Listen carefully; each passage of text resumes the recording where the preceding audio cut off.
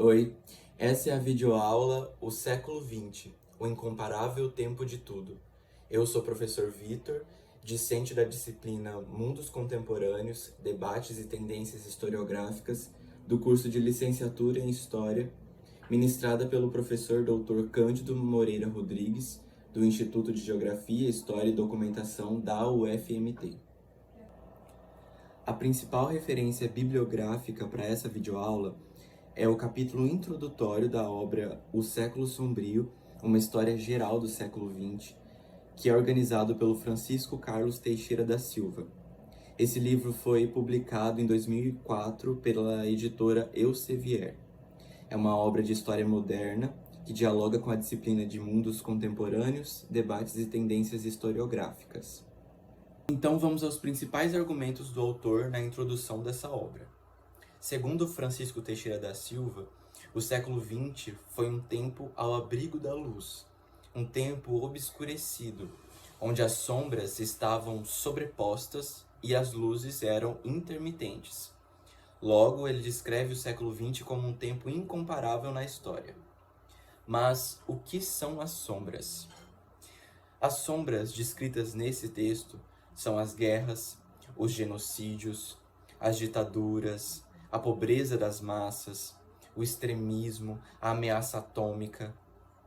Ainda em relação à vida, o autor destaca a precariedade, a insalubridade, o adoecimento e até a poluição. Há também noções sobre o próprio tempo das pessoas no século XX. Havia uma reificação ou coisificação do presente, ou seja, uma presentificação também do futuro. Nisso, uma revolta e descrença no futuro diferente do vivido no presente.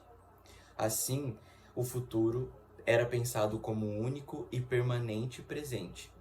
Ou seja, a descrença de que o futuro seria diferente do que estava sendo vivido, devido justamente a essas questões sombrias, essas questões dramáticas do século XX.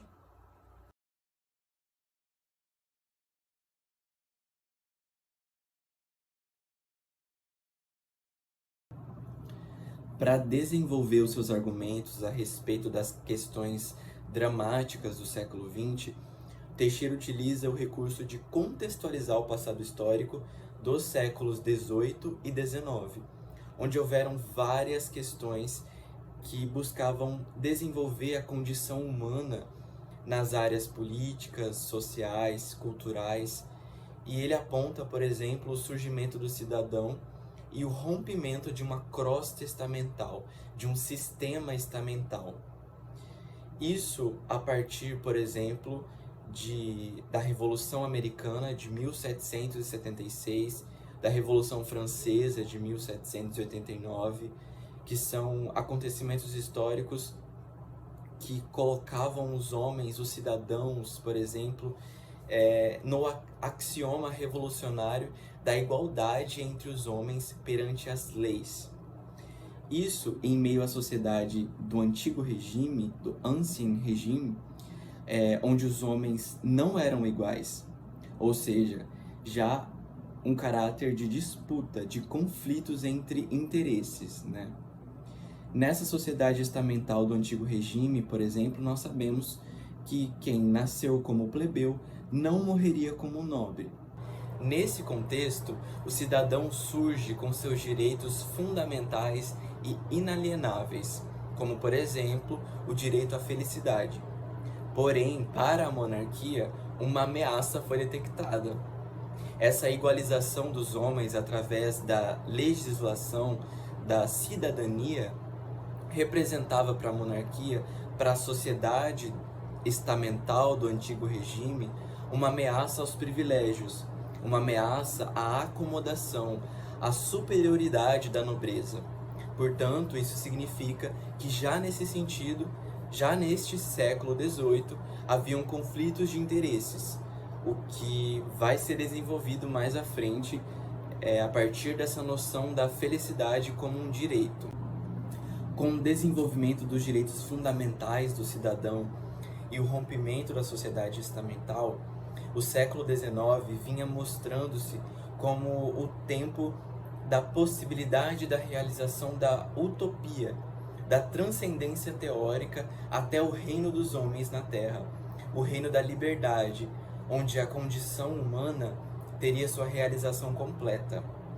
Porém, o autor destaca que, do século XIX até os anos iniciais do século XX, demarcando aí a Primeira Guerra Mundial e a Revolução Russa, entre os anos 1914 e 1918, houve, na verdade, um saturamento dessa utopia. A transcendência teórica não foi possível. Houve, na verdade, a transcendência para o material. Houve a materialização da vida cotidiana, a materialização das condições objetivas da vida. O tempo se tornou mecânico e o futuro também se tornou mecânico. Tudo isso significou a negação dos princípios teóricos das revoluções americana e francesa do século XVIII.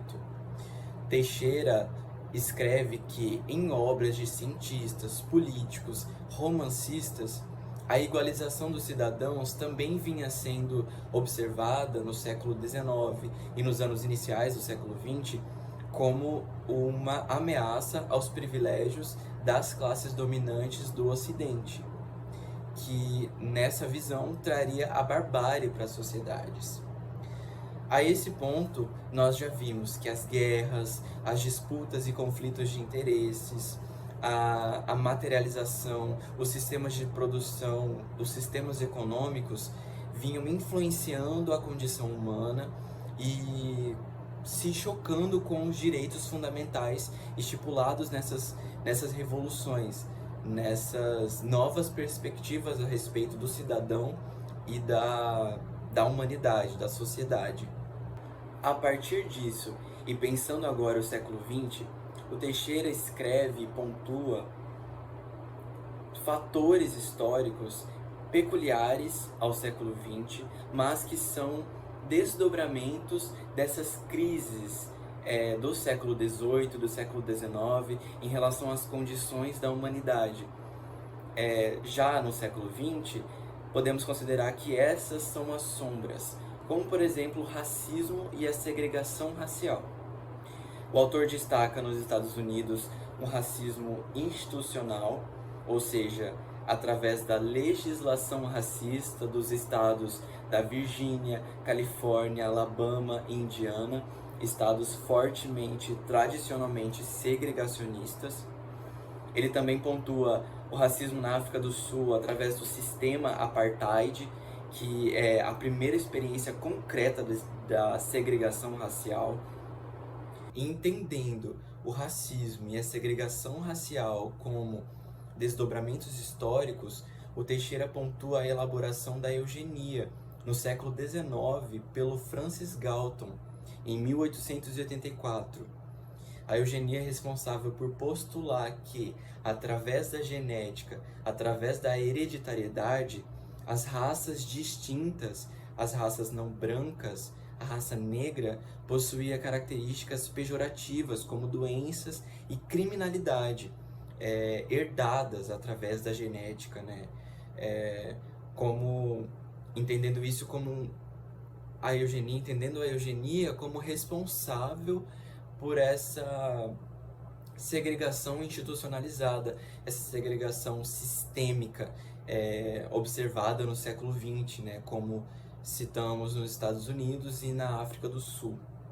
Além disso, o autor coloca os fascismos como as sombras do século XX, né, destacando os fascismos da Alemanha e da Itália, com Hitler e Mussolini à frente de governos autoritários, sistemas de governos violentos, responsáveis por extermínios, por genocídios, o que nos faz lembrar também e que possibilita que a gente destaque as ditaduras na América Latina, no Brasil especialmente, entre os anos 1964 e 85, como formas de governos autoritários, violentos, capazes de atrocidades contra as oposições, né?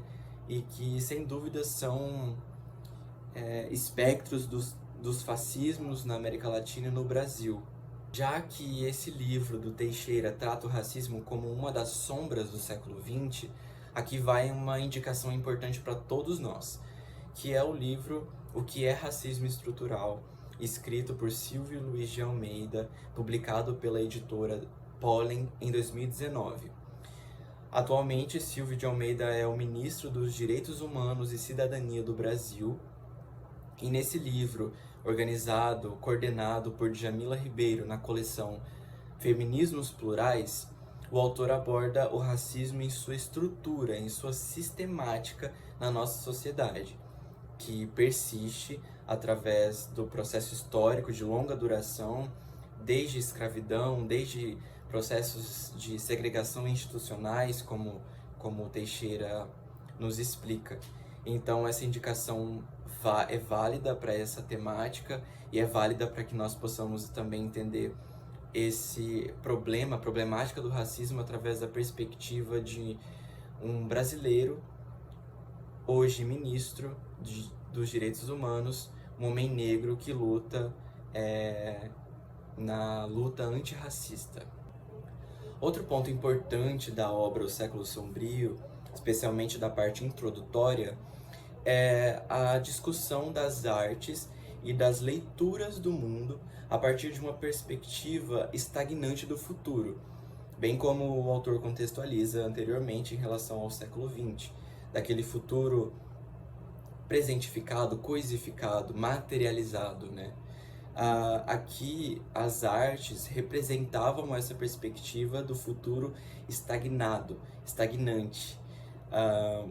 especialmente em obras de romancistas, homens públicos e cientistas, também em relação ao cinema do século XX, que, segundo o autor, anunciou um mundo novo sem futuro, obras cinematográficas que transmitiam essa insegurança e essa falta de fé no futuro, trazendo um paradoxo da presentificação, do encolhimento do tempo e do espaço, né? Porque a presentificação conclui o futuro nesse presente que não tem perspectivas diferentes para esse futuro. O autor nos dá exemplos como o filme Metrópolis, o filme Laranja Mecânica, que aborda esse caráter até mesmo do fascismo, da violência. Vale muito a pena que seja assistido, seja debatido, discutido as temáticas desses filmes, que são obras clássicas. Outros exemplos são de artistas plásticos como George Grosz, Pablo Picasso, Salvador Dalí, que expressaram em suas obras leituras extremamente originais do século XX, através dos princípios das vanguardas europeias, vale mencionar também, e notar que são exemplos muito interessantes para se tratar, para se discutir em sala de aula a respeito dessas questões do século XX, através das leituras artísticas, né? Em exemplos da literatura, Teixeira coloca o Franz Kafka, o James Joyce e até mesmo o Fernando Pessoa.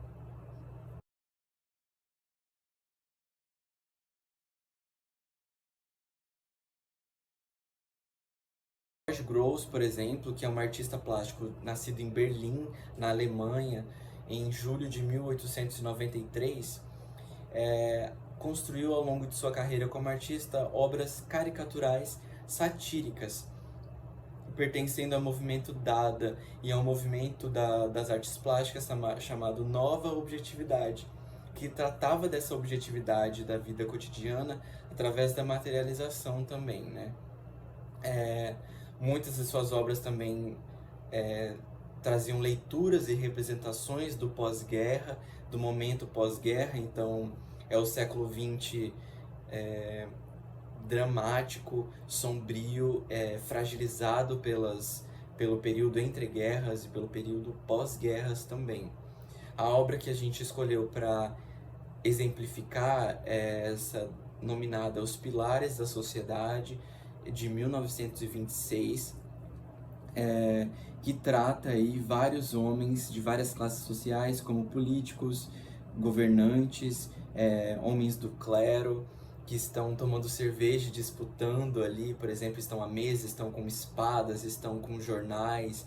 Então tem uma leitura toda caricatural, mas também uma leitura crítica em relação a esses agentes sociais, agentes políticos do governo, da igreja, da segurança, né?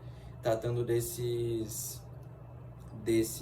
agentes que seriam os pilares da sociedade, que teriam então o comando da sociedade em suas mãos. É uma obra extremamente satírica, ela é dramática, ela tem elementos artísticos bem aterrorizantes, assustadores assim, e que nós julgamos interessante para trazer numa sala de aula, por exemplo, para ser discutidas esses aspectos artísticos e essas noções do mundo que essa arte pode oferecer, para que a gente estude esse termo, né? Esse século sombrio, digamos assim. Bom, para finalizar essa aula expositiva, essa videoaula a respeito da introdução do livro O Século Sombrio, é legal que sejam pontuados também as luzes, os pontos iluminados do século XX, que estiveram intermitentes ao longo do século e que infelizmente estiveram sobrepostos pelas sombras, pelos aspectos sombrios desse tempo. Vale destacar que os movimentos sociais e políticos no século XX tornam também esse tempo como o século de luta, o século de resistência, através de movimentos de massa, culturais, políticos, através da luta por conquistas de direitos, da luta por emancipação política de diversos grupos de agentes sociais e que contribuíram e promoveram as resistências, por exemplo, contra as ditaduras, contra os fascismos, contra o racismo, contra todos os aspectos sombrios que são pontuados nesse capítulo também, né? Os protagonismos desses diferentes agentes sociais devem ser pontuados, contrapondo os argumentos das sombras do século, para que nós também possamos entender que existem as possibilidades de resistência contra esse cenário sombrio.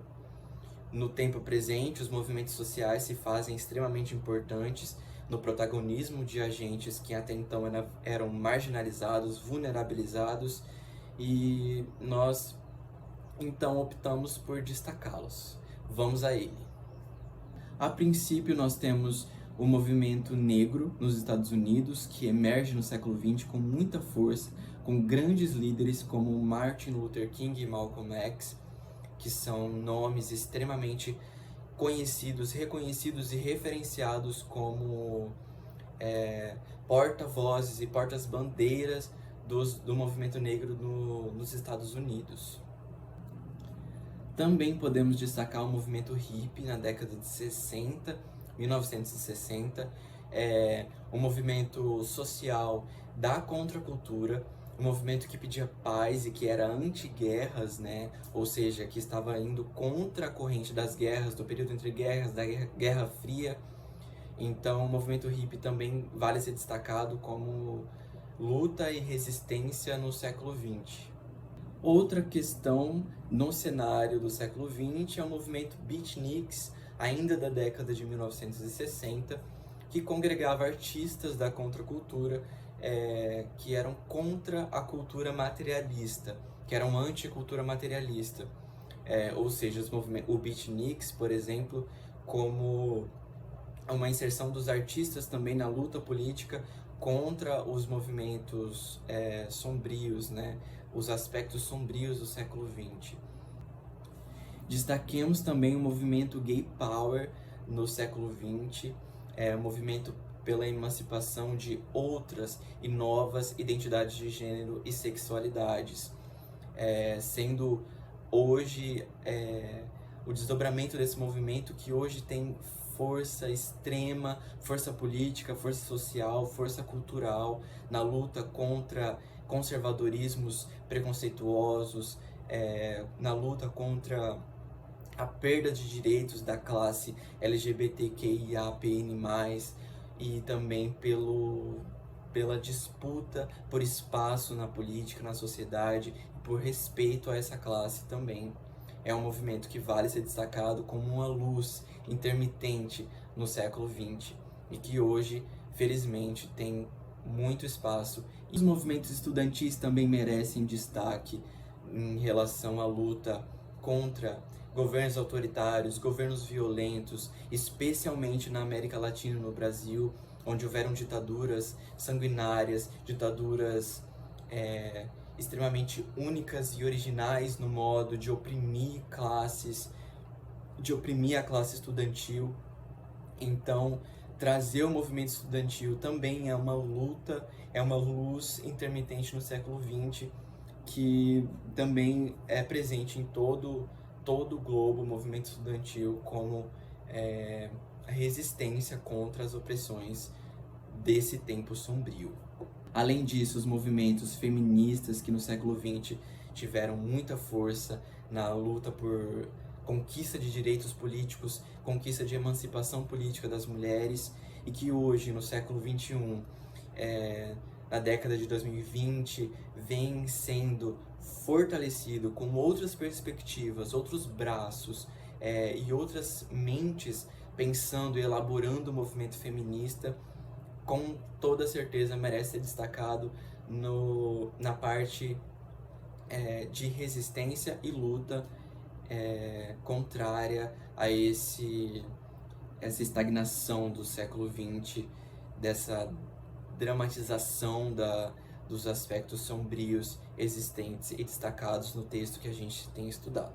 Ainda um movimento ambientalista extremamente forte e necessário no momento em que as formas de produção e as formas econômicas têm desenvolvimento predatório, ou seja, o movimento ambientalista na luta contra a predação, a exploração natural desenfreada, o desenvolvimento insustentável do planeta Terra, e se faz também como uma luta válida e necessária, hoje ainda mais, num contexto de mudanças climáticas. O movimento ambientalista, que hoje promove educação ambiental, educação sustentável, e novas alternativas para os processos produtivos, os sistemas econômicos, se deve muito à atuação do movimento ambientalista no século XX. Por enquanto é isso, nós concluímos essa aula expositiva do capítulo introdutório da obra O Século Sombrio, escrita e organizada pelo Francisco Teixeira, e consideramos, por fim, que esta obra é extremamente válida, indicada para as nossas aulas com nossos alunos na prática do ensino de História, devido a um recorte extremamente bem feito, aos argumentos extremamente estruturados, de fácil entendimento, e entendendo que esse texto, sem dúvida, suscita muitas discussões, suscita muitos tópicos que podem ser aprofundados, podem ser divididos, podem ser elaborados, não somente na chave do tempo sombrio, mas sim na chave do tempo onde houveram luzes que, mesmo intermitentes, mesmo sobrepostas pelas sombras,